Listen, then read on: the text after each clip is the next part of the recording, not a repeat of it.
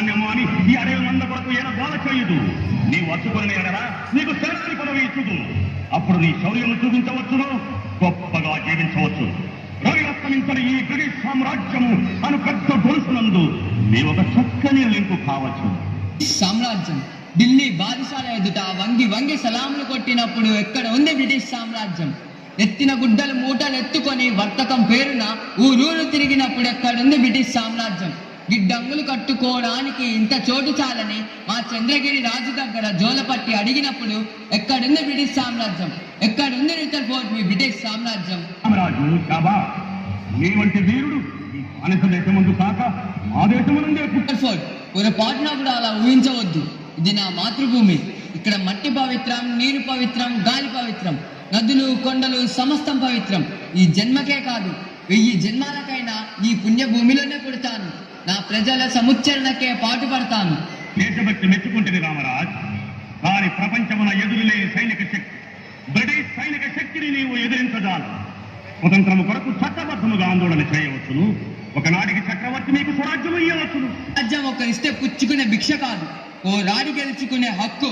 రక్త మాంసాలు దారవోసి రక్షించుకోవాల్సిన వరం.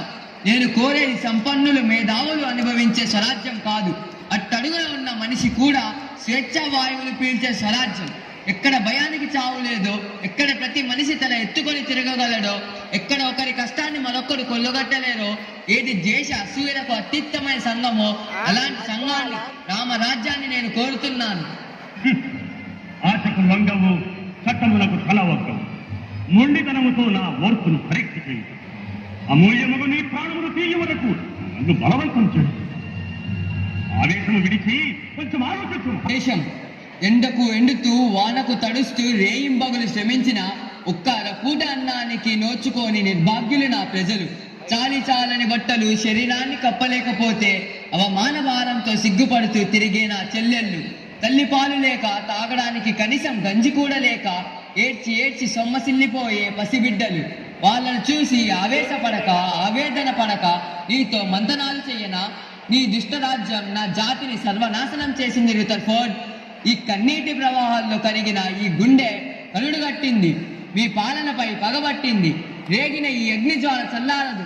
మీ అధికారం అంతమయ్యేంత వరకు, ఆఖరి తల ప్రాణి ఈ గడ్డ వదిలిపోయేంత వరకు ఈ నిప్పుటెలలే, ఈ రక్త వర్షాలే, ఈ జీవన మరణ పోరాటమే. రామరాజు చనిపోతే లక్షలాది సీతారామరాజులు ఉద్భవిస్తారు. ఒక్కొక్కడు ఒక్కొక్క విప్లవ వీరుడై విజృంభించి బ్రిటిష్ సామ్రాజ్యపు పునాదులు పెళ్లగిస్తారు. సీతారామరాజు ఒక వ్యక్తి కాదు, సమూహ శక్తి, సంగ్రామ బేరి, స్వతంత్ర నినాదం.